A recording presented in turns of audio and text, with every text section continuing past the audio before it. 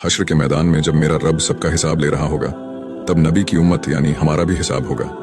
मगर जब हमारे हिसाब की बारी आएगी तो हमारे नबी मोहम्मद सल्लल्लाहु अलैहि वसल्लम अल्लाह ताला से फरमाएंगे, ऐ मेरे अल्लाह मेरी उम्मत का हिसाब मेरे हवाले कर दे। तो मेरा अल्लाह कहेगा, ऐ नबी क्यों? तो मेरे नबी अर्ज करेंगे, ऐ अल्लाह इनका हिसाब मैं ले लूं ताकि इन्हें शर्मिंदा ना होना पड़े।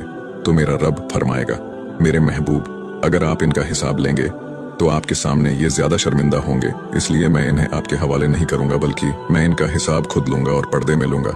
इसके बाद एक पर्दा आ जाएगा और उस पर्दे के पीछे अल्लाह पूरी उम्मत का हिसाब लेगा, जिसके बाद पूरे मजमे को किसी की अच्छाई या बुराई का पता नहीं चलेगा। अल्लाह के सिवा कोई नहीं जान पाएगा कि हम कितने बड़े गुनहगार हैं और हमने जाने अनजाने में कितने गुनाह किए।